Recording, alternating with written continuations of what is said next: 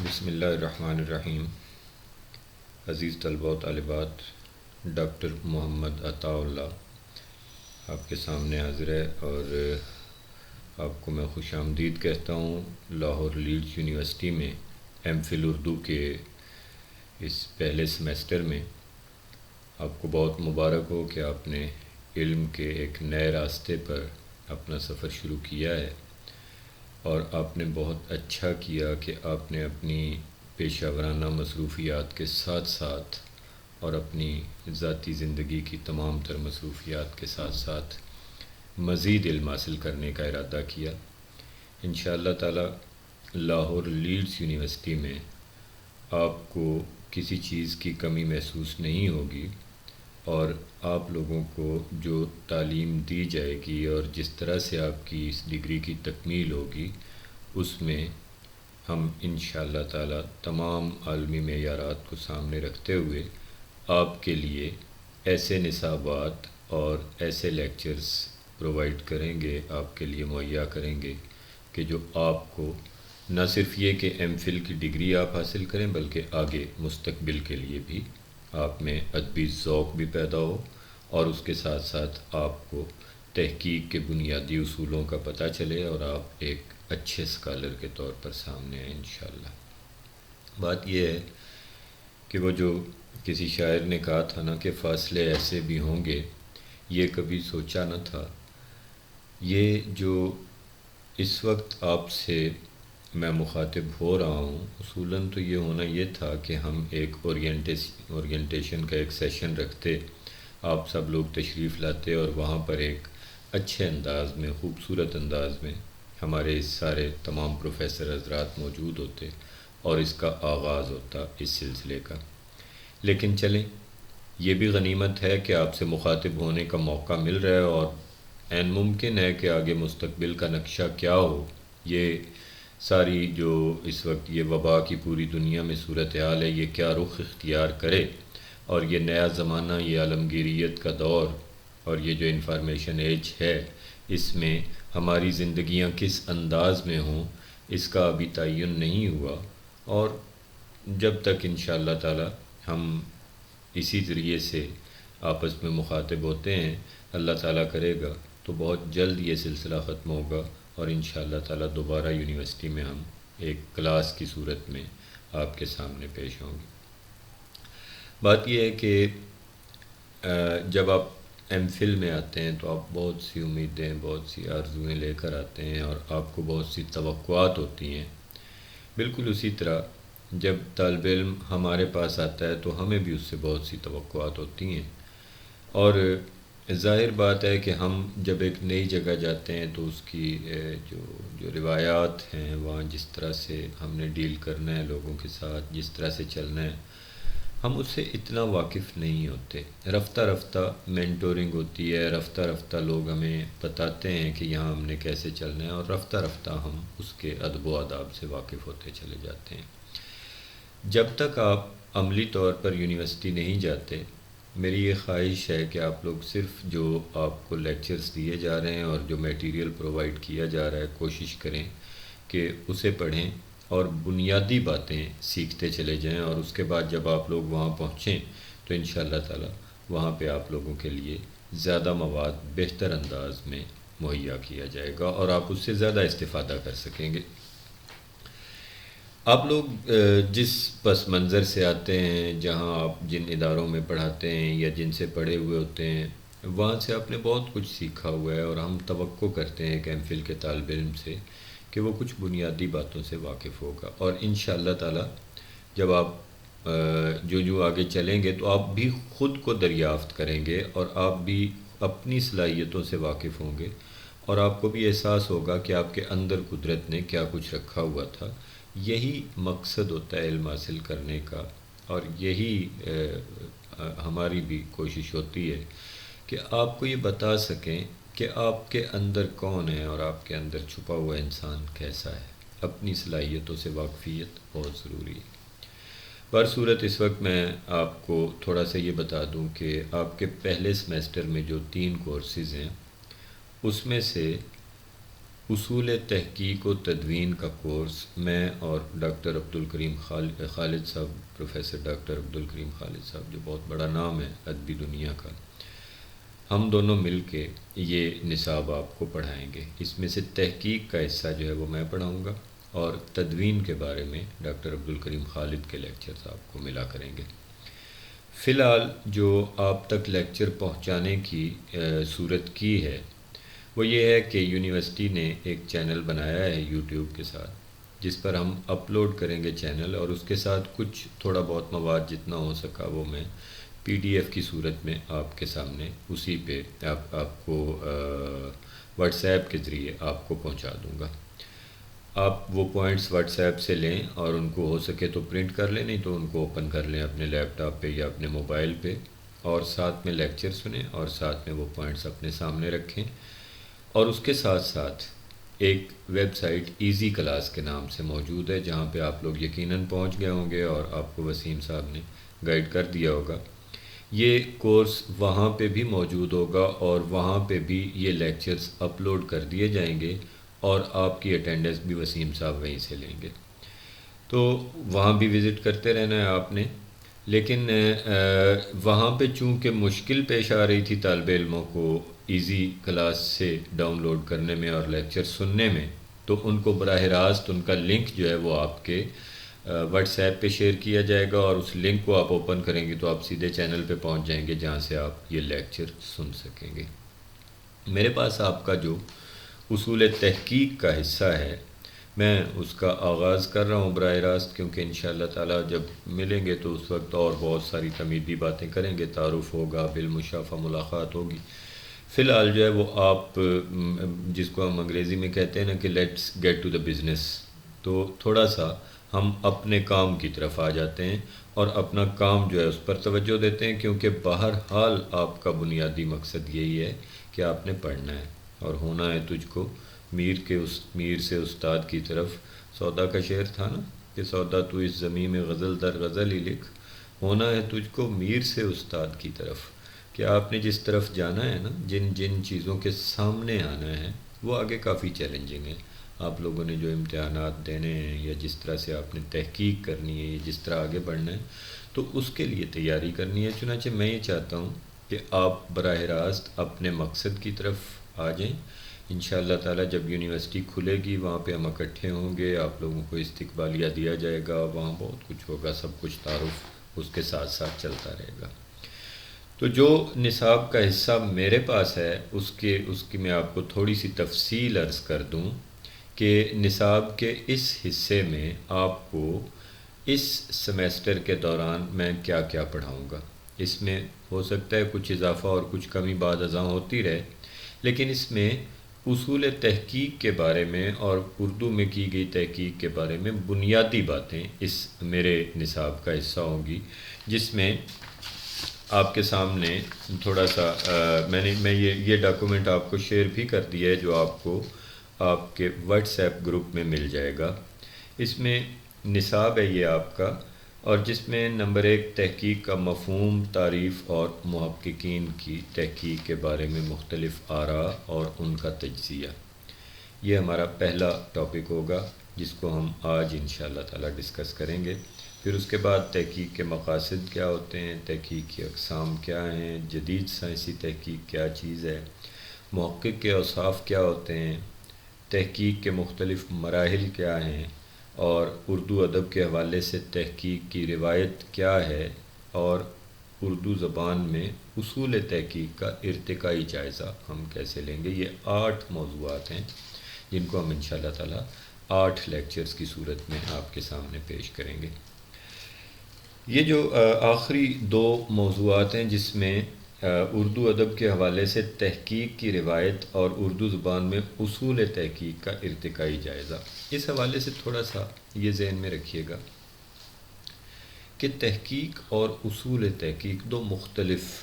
چیزیں ہیں۔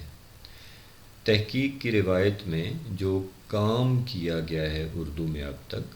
اسے ہم شامل کریں گے، جو مختلف مجموعے مرتب کیے گئے، ان کو چھاپا گیا، ان کو شائع کیا گیا یا اصلاح کی گئی، یا جتنا کام ابھی ہمارے سامنے آیا، تاریخیں لکھی گئیں، اور مختلف دریافتیں ہوئیں،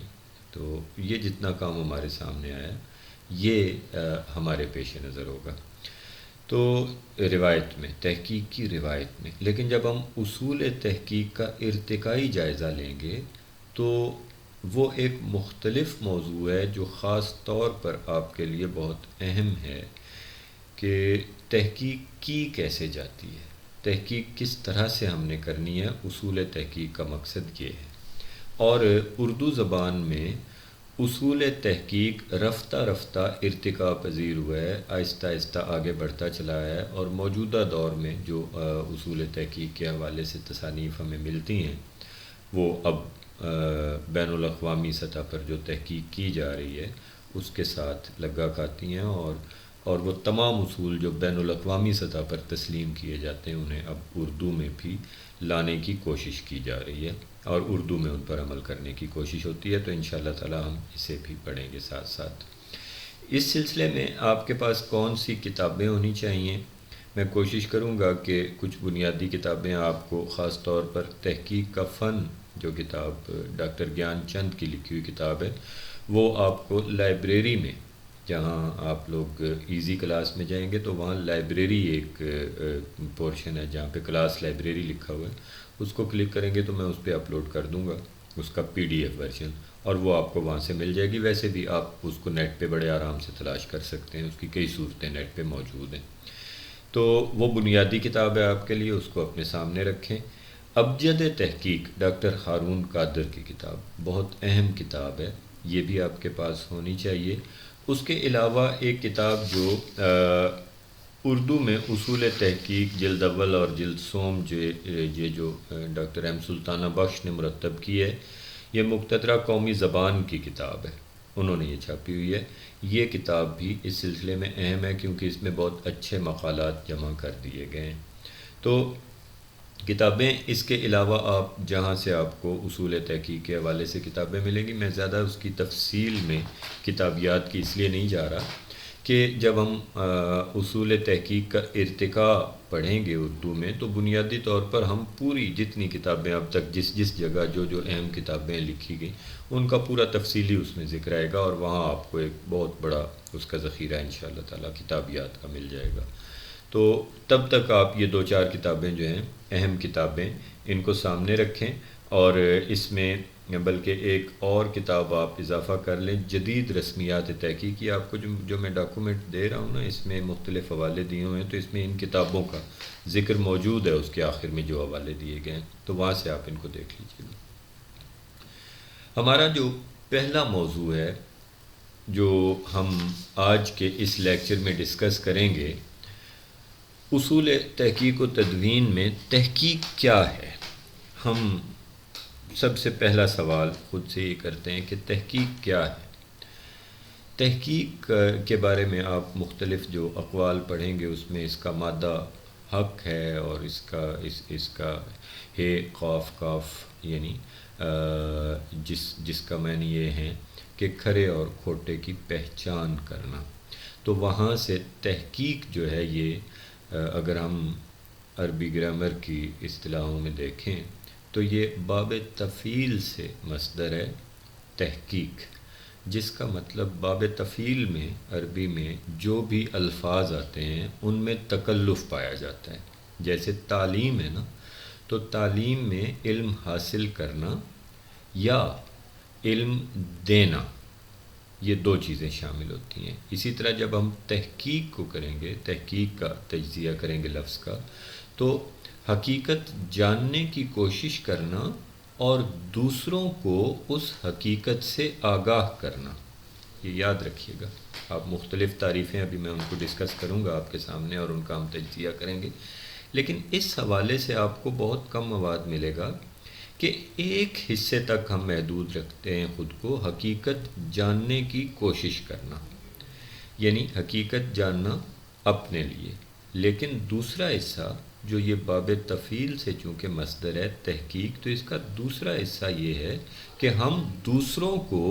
حقائق سے آگاہ کیسے کرتے ہیں۔ تو یہ دونوں حصے جب تک مکمل نہیں ہوتے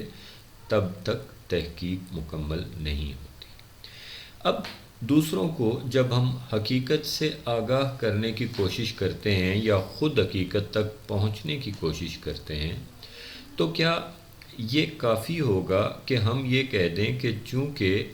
میں نے یہ بات کہی ہے اس لیے یہ بات درست ہے؟ ایسا نہیں ہے، ایسا نہیں ہوتا کہ جب کسی بات کو ہم نے درست ثابت کرنا ہے تو ہم نے اس کی توجیہ عقلی بنیادوں پر دینی ہے اور استدلال سے اسے درست ثابت کرنا ہے۔ چنانچہ اگر آپ تحقیق کی تعریف متعین کرنے کی کوشش کریں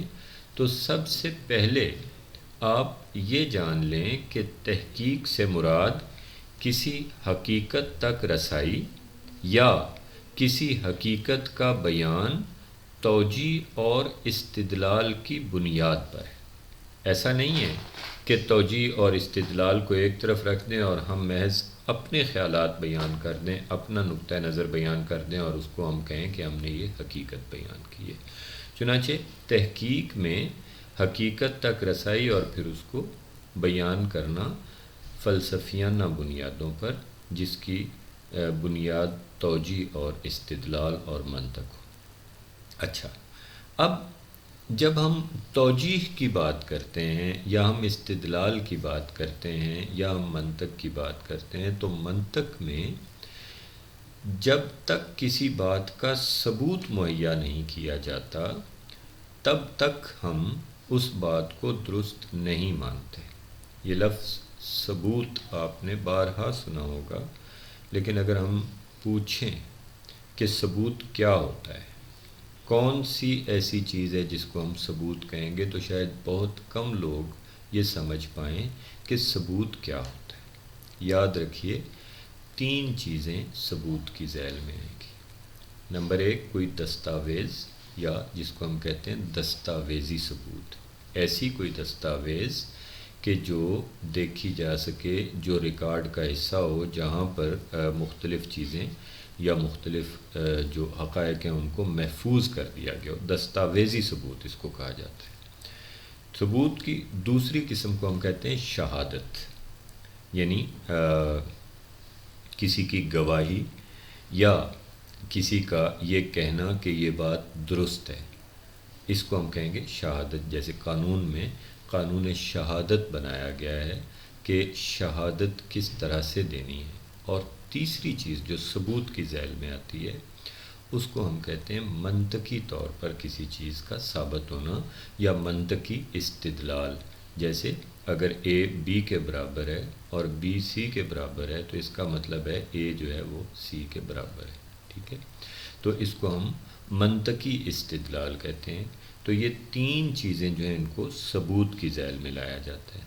چنانچہ جب آپ تحقیق کرتے ہیں تو تحقیق کسی نہ کسی دعوے پر مبنی ہوتی ہے۔ آپ کوئی ایسا دعویٰ کرتے ہیں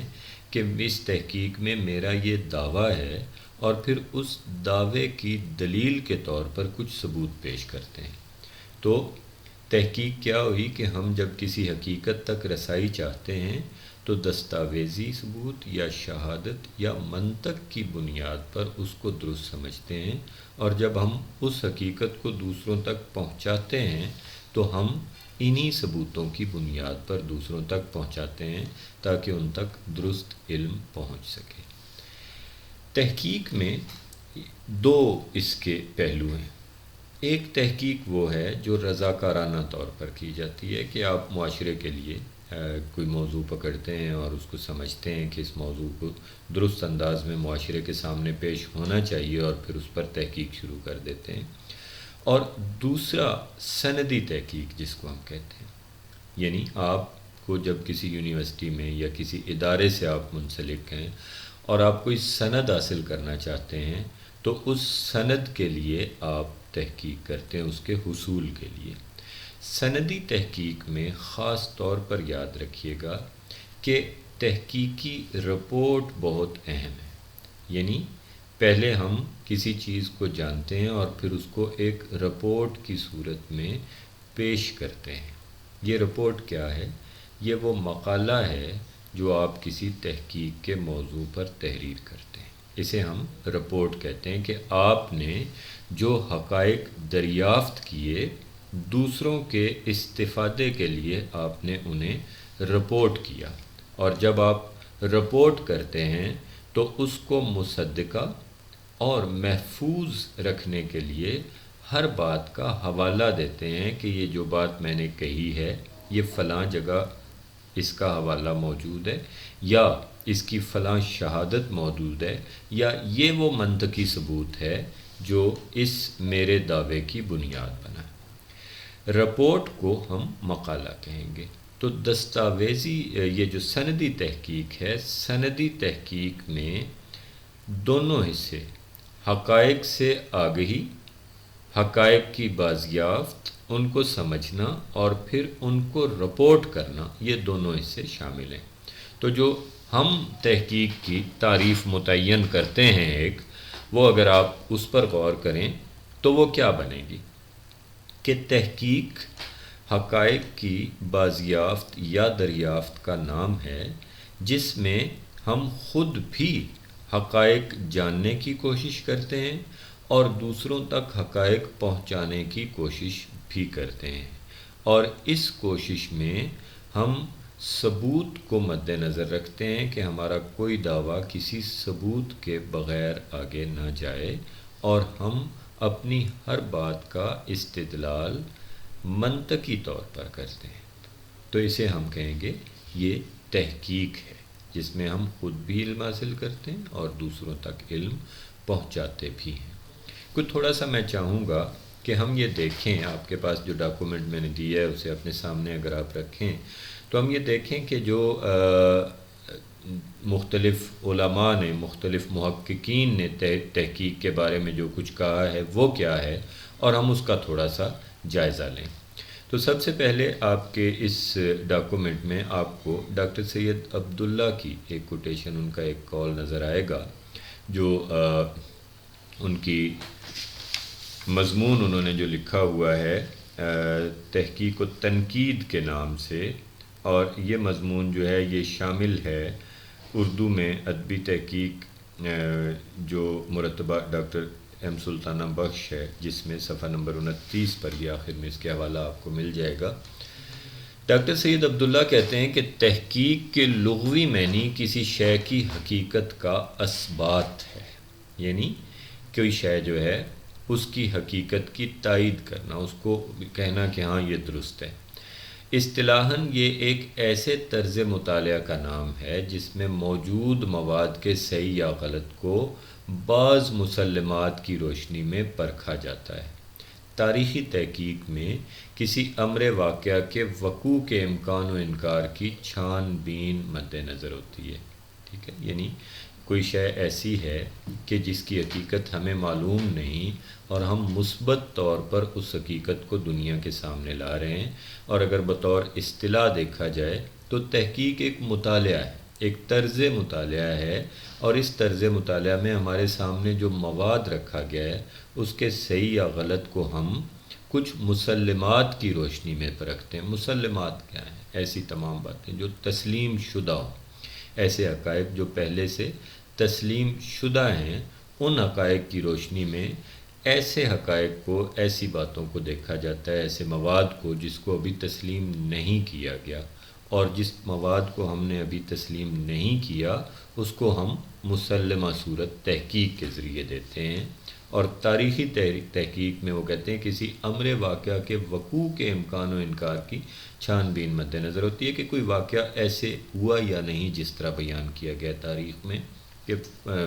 مثلا ایک میر تقی میر نے کہا کہ میں رہی نہ گفتہ زمانے میں داستاں میری، نہ اس دیار میں سمجھا کوئی زباں میری، تو اس کے بارے میں کہا گیا کہ یہ لکھنؤ کے بارے میں کہا تھا،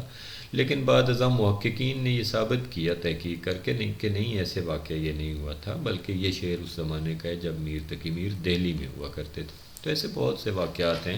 جو تاریخ میں غلط رپورٹ ہو گئے۔ میں پھر لفظ رپورٹ کا استعمال کر رہا ہوں کہ تاریخ میں کسی نے انہیں غلط رپورٹ کیا اور بغیر تحقیق کے رپورٹ کیا، چنانچہ انہیں درست کرنا پڑا۔ تو ہم جب کسی چیز کو رپورٹ کر رہے ہوں گے اور اگر ہم غلط رپورٹ کریں گے تو وہ کسی نہ کسی تاریخ کے کسی مرحلے پر جا کر اس کو درست کرنا پڑے گا۔ چنانچہ تحقیق میں غلط رپورٹنگ کا بہت بڑا نقصان ہوتا ہے۔ اس کے بعد جو دوسری جو کوٹیشن آپ کے سامنے ہے یہ مالک رام کی ہے۔ پروفیسر مالک رام ہندوستان سے ان کا تعلق ہے۔ وہ کہتے ہیں تحقیق عربی زبان کا لفظ ہے، اس کا مادہ ہے قاف کاف، جس کے معنی ہیں کھرے کھوٹے کی چھان بین یا بات کی تصدیق کرنا۔ دوسرے الفاظ میں تحقیق کا مقصد یہ ہونا چاہیے کہ ہم اپنے علم و ادب میں کھرے کو کھوٹے سے، مغز کو چھلکے سے، حق کو باطل سے الگ کریں۔ انگریزی لفظ ریسرچ کے بھی یہی معنی اور مقاصد ہیں۔ ان کا زور اس بات پر ہے کہ ہم کھرے اور کھوٹے کو ایک دوسرے سے الگ الگ کریں۔ میرے خیال میں یہ ایک پہلو بیان کیا گیا ہے، صرف الگ کرنا نہیں بلکہ اس کو آگے رپورٹ کرنا یا اس کو بیان کرنا بھی بہت اہم ہے۔ اس کے بعد میرے سامنے جو تحقیق کے حوالے سے کچھ موجود رپورٹس ہیں، ان میں جو کوٹیشنز موجود ہیں، ان میں ڈاکٹر نجم الاسلام کی یہ جو کوٹیشن آپ کے سامنے ہے، جس میں وہ کہتے ہیں کہ تحقیق ایک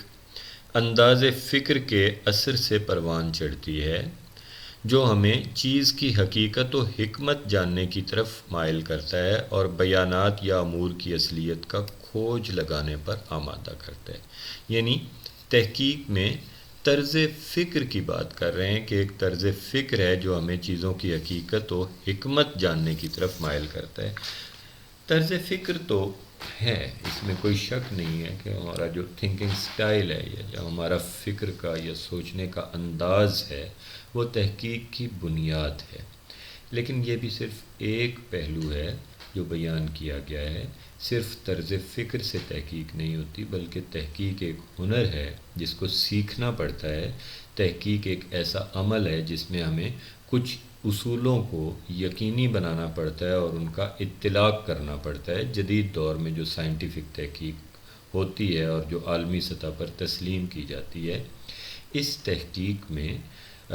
جب تک آپ اصولوں پر کا اطلاق اور ان پر عمل کرنا یقینی نہیں بناتے، آپ کی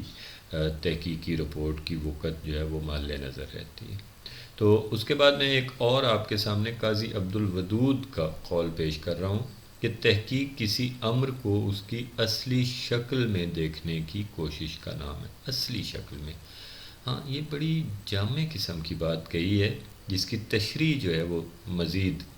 کی جا سکتی ہے کہ کسی امر کو اس کی اصلی شکل میں دیکھنا کہ حقیقت کیا ہے، حقیقت کی تلاش کرنا کہ یہ اس کے اوپر جو گرد پڑ گئی ہے وقت کے ساتھ ساتھ یا کچھ لوگوں نے اس کو جس طرح سے مسخ کر دیا ہے، تو ان تمام جو بیرونی اثرات ہیں یا اس پر جو کچھ اثرات مسلط کیے گئے ہیں انہیں ایک طرف کرنا اور پھر اس کی حقیقت کو سامنے لانا۔ قاضی عبد الودود بہت زبردست قسم کے محقق ہیں اردو میں، اور بڑے اصولوں کے پابند اور بڑے سخت محققین میں ان کا شمار ہوتا ہے۔ تو امر واقعہ کی تلاش جو ہے یہ واقعتاً بڑا جامعیت کے ساتھ انہوں نے کہا ہے۔ ڈاکٹر گیان چند جو مختلف جو تعریفیں انہوں نے مختلف آراء درج کرنے کے بعد جو اپنی تعریف کی ہے، وہ کہتے ہیں کہ ریسرچ ایک حقیقت پنہاں یا حقیقت مبہم کو افشا کرنے کا باضابطہ عمل ہے۔ بہت عمدہ، بہت اچھا۔ ڈاکٹر گیان چند اسی لیے بہت عمدہ ان کی کتاب شمار ہوتی ہے کہ جامعیت بھی ہے، اختصار بھی ہے اور بہت اچھے انداز میں بیان بھی ہے۔ دیکھیے تین چیزیں انہوں نے کہیں کہ پہلی بات انہوں نے کہی کہ حقیقت پنہاں کو افشا کرنا، حقیقت پنہاں یا چھپی ہوئی حقیقت کہ ایک ایسا مطلب مجموعہ ہے جو مسعود سعد سلمان لاہوری کا، جو اردو کا سب سے پہلا 1000 عیسوی کے قریب کا کہتے ہیں کہ وہ شاعری کیا کرتا تھا، لاہور میں ہوا کرتا تھا، اس کا فارسی کا مجموعہ موجود ہے۔ تو کہا جاتا ہے کہ اس کا اردو کا بھی مجموعہ موجود تھا جس کی طرف امیر خسرو نے بھی اشارہ کیا اور بھی ایک دو اشارے ملتے ہیں۔ اب وہ ایک حقیقت پنہاں ہے، چھپی ہوئی حقیقت ہے، اس کو سامنے اگر کوئی لاتا ہے تو بہت بڑی تحقیق ہوگی۔ دوسری چیز انہوں نے کہا حقیقت مبہم، ایسی حقیقت جس میں ابہام ہے، کلیئرٹی نہیں ہے کہ پرتھوی راج راسا کس نے لکھی تھی یا خالق باری کس کی تصنیف تھی، تو حافظ محمود شیرانی نے اس ابہام کو دور کیا اور یہ بتایا کہ یہ فلاں کی اصل میں حقیقت میں یہ جو ہے یہ جو بیان کیا جاتا ہے وہ نہیں حقیقت بلکہ اصل حقیقت یہ ہے۔ تو حقیقت مبہم کا افشا کرنا، لیکن تیسری چیز جو بہت اہم ہے کہ یہ باضابطہ عمل ہے، یہ بے ضابطہ عمل نہیں ہے، یہ عمل کچھ اصولوں کے تحت کیا جاتا ہے اور اس کا کچھ ضابطے اور کچھ اس کے قوانین ہیں جن کے تحت کے کیا جاتا ہے۔ ایسا نہیں ہے کہ جو کچھ ہمارے جی میں ہے ہم وہ کرتے چلے جائیں۔ یہ بہت اچھی تعریف انہوں نے متعین کرنے کی کوشش کی ہے۔ پھر آپ کے سامنے ڈاکٹر ایم سلطانہ بخش کی ایک تعریف آپ کے سامنے ہے کہ تحقیق کی بنیاد تلاش و جستجو، مشاہدات، تجربات اور علوم کی افہام و تفہیم پر ہوتی ہے۔ تحقیق ایک محتاط سرگرم جستجو اور مسلسل کاوش اظہار ہے جس میں مروجہ حقیقتوں کی تصدیق، نئی حقیقتوں کی تلاش اور سچائی کی کھوج مضمر ہے، جس کے منطقی نتائج یا نظریات پر نظر ثانی کی جاتی ہے اور اس کے اثرات کا کھوج لگا کر اس کی صحیح تاویل پیش کی جاتی ہے۔ یہ بڑی مفصل قسم کی تعریف ہے اور اس کا اگر ہم تجزیہ کریں تو اس میں سے ہم 1 2 3 4 5 کر کے بہت سے اصول جو ہیں وہ سامنے لا سکتے ہیں۔ جیسے آپ دیکھیں کہ سب سے پہلی تلاش و جستجو کے بعد مشاہدات، یعنی محقق مشاہدہ کرتا ہے۔ تجربات، وہ اپنے تجربات اور دوسروں کے تجربات سے استفادہ کرتا ہے۔ اور علوم کی افہام و تفہیم، مختلف علوم کے بارے میں مہارت حاصل کرتا ہے۔ پھر تحقیق ایک محتاط سرگرم جستجو ہے، محتاط بھی ہے اور سرگرم بھی ہے، یعنی آپ سرگرمی بھی اس میں دکھاتے ہیں اور آپ احتیاط کا دامن بھی ہاتھ سے نہیں چھوڑتے، اور مسلسل کاوش اظہار ہے، یعنی جو کچھ آپ دریافت کرتے جاتے ہیں، جو حقائق جو ہیں ان کی بازیافت کرتے ہیں یا دریافت کرتے ہیں، ان کا اظہار مسلسل کرتے ہیں، گویا آپ لکھتے ہیں اس کو ساتھ ساتھ اور دوسروں کے استفادے کے لیے محفوظ کرتے چلے جاتے ہیں۔ اور اس کے بعد جس میں مروجہ حقیقتوں کی تصدیق بھی کرنی ہے کہ جو حقیقتیں اس وقت رواج پا چکی ہیں کیا یہ درست ہیں، ان کی آپ تصدیق کرتے ہیں۔ نئی حقیقتوں کی تلاش اور سچائی کی کھوج مضمر ہے کہ جھوٹ کو سچ سے الگ کرنا ہے، بتانا ہے کہ سچ یہ ہے اور جھوٹ یہ ہے، اور نئے حقائق تلاش کرنے، نئے علوم تلاش کرنے ہیں۔ یہ تعریف جو ہے یہ ادبی تحقیق کے ساتھ ساتھ سائنسی تحقیق اور وہ جو تفکر فی الخلق کا فلسفہ ہے اس کی طرف لے کر جا رہی ہے کہ ایک ایسا سکالر جو اپنی زندگی وقف کر رہا ہے اور نئے حقائق کی کھوج کر رہا ہے، یہ اس کے لیے تعریف جو ہے یہ بہت عمدہ انداز میں بیان کی گئی ہے۔ اس کے بعد وہ پھر آگے کہہ رہی ہیں کہ جس کے منطقی نتائج یا نظریات پر نظر ثانی کی جاتی ہے اور اس کے اثرات کا کھوج لگا کر اس کی صحیح تعویل پیش کی جاتی ہے۔ اس کی بنیاد کو منطق پر استوار کیا جاتا ہے، اس کو عقائد پر یا روایات پر استوار نہیں کیا جاتا۔ اس کو یہ نہیں کہا جاتا کہ چونکہ میں کہتا ہوں اس لیے درست ہے یا چونکہ میرے بزرگ کہتے تھے اس لیے درست ہے۔ اسے اس بنیاد پر استوار کیا جاتا ہے کہ چونکہ اس کی توجیہ موجود ہے، اس کی منطق موجود ہے، اور منطقی استدلال کی بنیاد پر یہ دعویٰ کیا جاتا ہے کہ یہ بات درست ہے یا غلط ہے۔ اس کے بعد آپ کے سامنے جو بہت دلچسپ قسم کی ایک تعریف جو ہے وہ ڈاکٹر ارش درانی کی جو تعریف ہے۔ ڈاکٹر ارش درانی کا تعلق مقتدرہ قومی زبان سے تھا اور مرحوم نے بہت عمدہ کتاب رسمیات تحقیق کے حوالے سے لکھی جس کا نام جدید رسمیات تحقیق ہے، اور یہ کتاب جو ہے یہ اس حوالے سے بہت عمدہ ہے کہ اس میں مغرب کے تنقیدی اصولوں سے بہت استفادہ کیا گیا اور اس کے تحقیق کے مغرب کے تحقیقی اصولوں سے، اور تحقیق کے اصول بیان کرتے ہوئے انہیں سامنے جدید بین الاقوامی اصولوں کو سامنے رکھا گیا۔ ان کی اگر آپ تعریف سنیں تو آپ کو اندازہ ہوگا کہ وہ جدید جو دور میں تحقیق کے تصورات ہیں وہ کس طرح سے ان کو ہم دیکھتے ہیں۔ وہ کہتے ہیں کہ تحقیق بعض مفروضات کے ساتھ تقابل کرتے ہوئے فرضیات کے حقائق دریافت کرنے میں مدد دیتی ہے۔ یہ جملے میں ابھی اس کی تشریح کرتا ہوں۔ یہ منظم یعنی آرگنائزڈ، معروضی یعنی آبجیکٹو، مدلل یعنی ریشنل، اور کلی یعنی ہولسٹک طور پر انجام پاتا ہے۔ اب ذرا غور کیجئے پہلا جملہ، تحقیق بعض مفروضات کے ساتھ تقابل کرتے ہوئے فرضیات کے حقائق دریافت کرنے میں مدد دیتی ہے۔ ایزمپشنز کیا ہیں؟ مفروضات یا ایزمپشن، کہ ہم اپنی تعلیمی زندگی میں اور اپنی معاشرتی زندگی میں بعض ایسے تصورات پال لیتے ہیں جن کے بارے میں ہم نے کبھی تصدیق کرنے کی زحمت نہیں کی کہ یہ درست ہیں یا غلط ہیں۔ ٹھیک ہے، جیسے کالی بلی راستہ کاٹ جاتی ہے اور وہم و گمان میں ہم پڑے ہوئے ہوتے ہیں، وہاں سے آغاز کریں تو بہت آگے تک یہ سلسلہ جاتا ہے کہ جو ہم نے ایزیوم کر لیا چیزوں کو، کہ قیاس کر لیا کہ ہاں یہ ایسے ہی ہوگا۔ ٹھیک ہے، حقیقت نہیں ہے، یہ قیاس ہے جس کو ہم حقیقت سمجھ رہے ہیں۔ تو وہ کہتے ہیں کہ بعض ایسی حقیقتیں ہوتی ہیں کہ ان کے ساتھ تقابل کیا جاتا ہے کسی مفروضے کا، ہائپوتھیسس کا۔ مفروضہ کیا ہے یہ آگے چل کر ہم آپ کے ساتھ اس کی تفصیلی مباحث اس کے آئیں گے کہ تحقیق میں ہم فرض کیسے کرتے ہیں۔ اس کی مثال آپ کو تھوڑی سی میں دے دوں کہ دیکھیے، مثلا ایک بندہ صبح کے وقت اٹھا ہے اور اس نے دفتر جانا ہے، اور وہ جب اپنی موٹر سائیکل سٹارٹ کرنے کی کوشش کرتا ہے تو وہ سٹارٹ نہیں ہوتی۔ اب دو قسم کے وہاں پر افراد ہوں گے، ایک وہ ہوں گے جو نہیں جانتے کہ موٹر سائیکل کے کیا فنکشن ہے اور کیا اس کا طریقہ کار ہے چلنے کا، چنانچہ وہ اس کو مختلف اٹکل پچو سے کبھی کسی طرح کوشش کریں گے، کبھی کسی طرح۔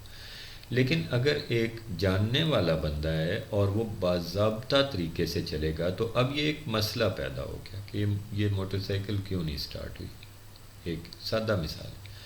اب اس مسئلے کو حل کرنے کے لیے وہ سب سے پہلے یہ فرض کرتا ہے کہ چونکہ یہ موٹر سائیکل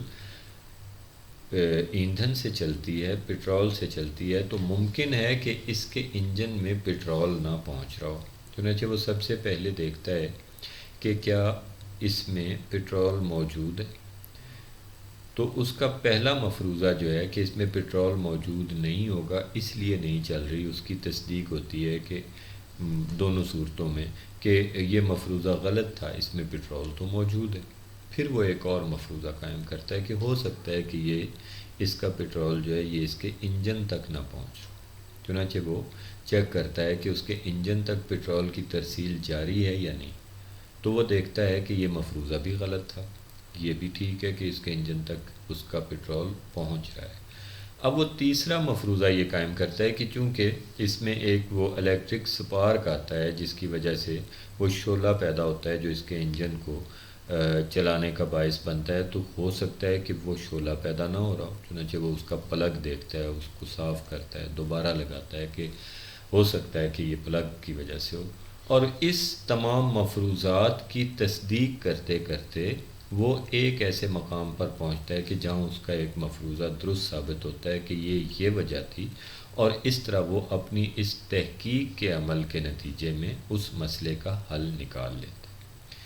ہر سطح پر تحقیق میں اسی طرح سے مفروضے قائم کر کے اور پھر مسائل کا حل نکالا جاتا ہے۔ ہر تحقیق کی بنیاد کسی سوال یا کسی مسئلے پر ہوتی ہے، چاہے وہ کسی شخصیت پر ہی کیوں نہ۔ یہ انشاءاللہ مباحث آگے جب ہم پڑھیں گے تو اس میں اس پر تفصیل سے بحث ہوگی کہ شخصیت پر اگر ہم کام کر رہے ہوتے ہیں تو اس میں کون سا مسئلہ ہوتا ہے جس کی وجہ سے اس پر کام کیا جا رہا ہوتا ہے۔ تو جو ڈاکٹر ارشد درانی کے مطابق ہائپوتھیسس کے یا فرضیات کے حقائق دریافت کرنے میں تحقیق مدد دیتی ہے، یعنی ہمارا مقصد یہ ہوتا ہے کہ ہم کسی رائج مفروضے کو، کسی رائج ایسے تصور کو جسے قیاس کی وجہ سے تصور کر لیا گیا ہے، ہم اس تصور کی تصدیق کرنے کے لیے کہ یہ درست قیاس ہے یا نہیں، ہم اپنا ایک مفروضہ قائم کرتے ہیں اور پھر تحقیق سے اسے غلط یا درست ثابت کرتے ہیں۔ اس کے بعد وہ کہتے ہیں کہ یہ منظم ہے،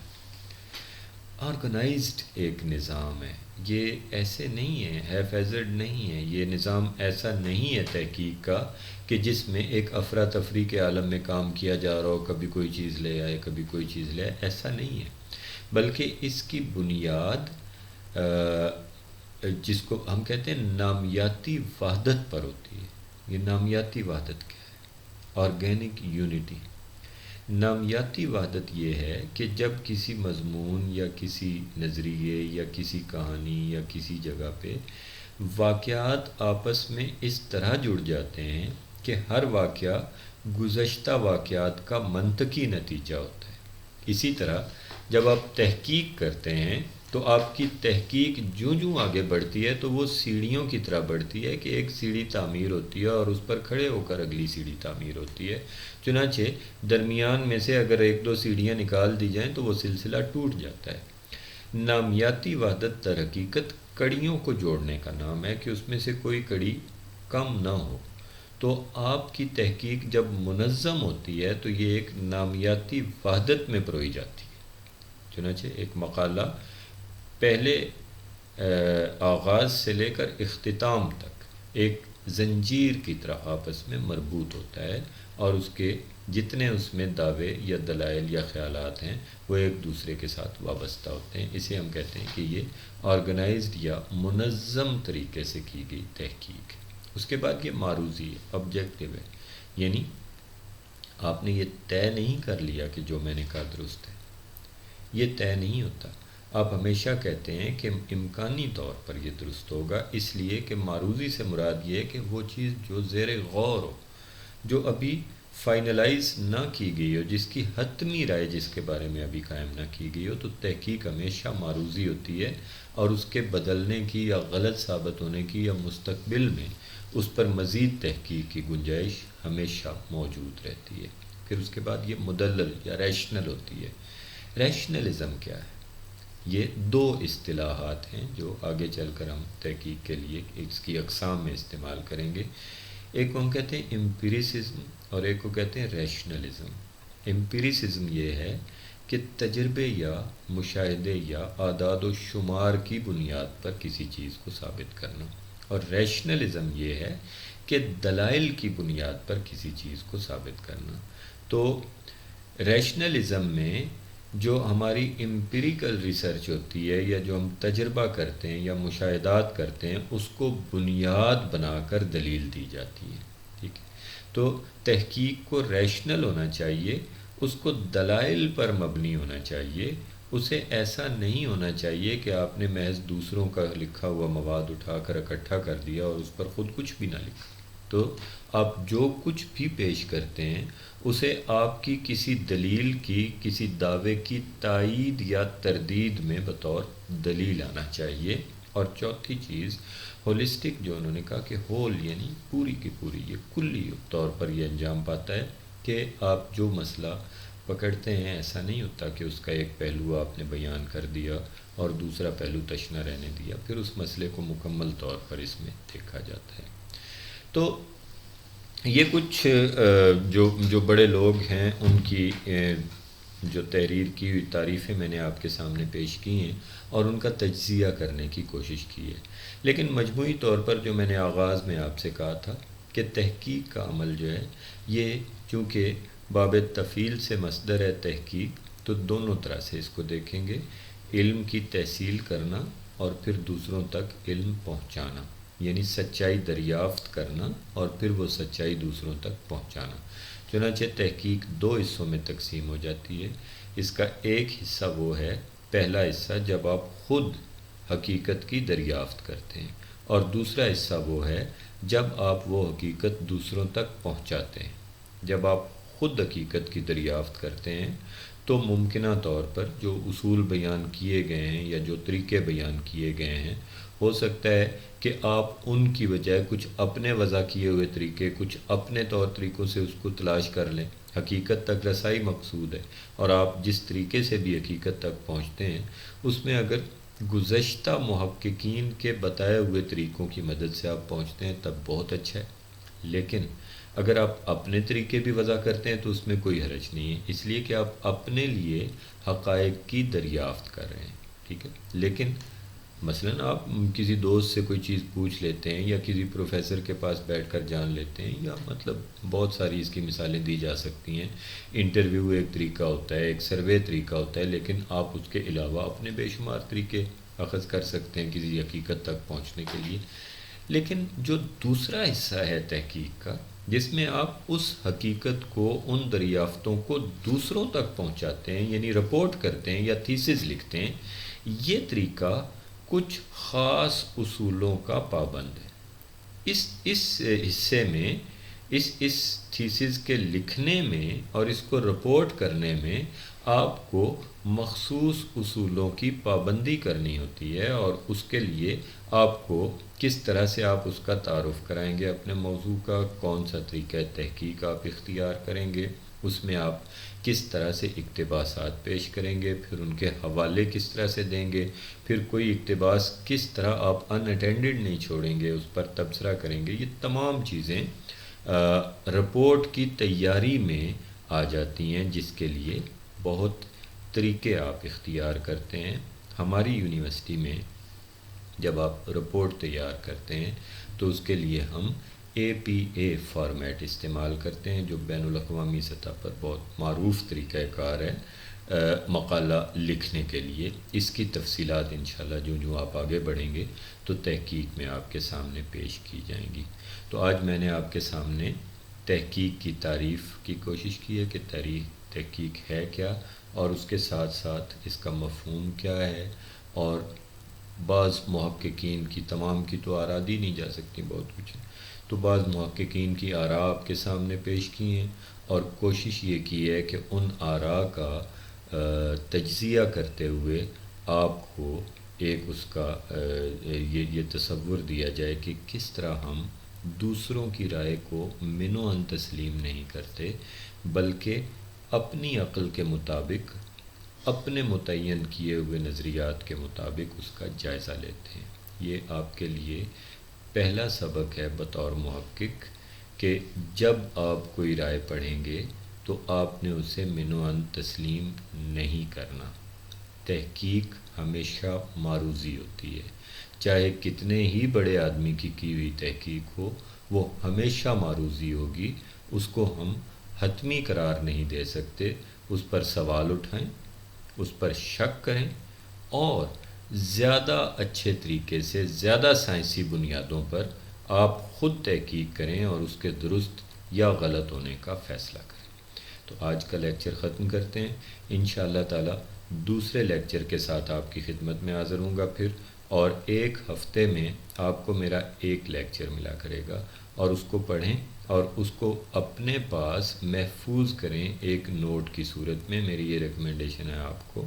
کہ آپ اپنے پاس ایک رجسٹر یا کچھ رکھیں، اور جو بھی آپ کو لیکچر دیا جائے اسے ایک نوٹ کی صورت میں محفوظ کریں، اس کو ریفائن کریں۔ جب انسان بول رہا ہوتا ہے تو وہ جملے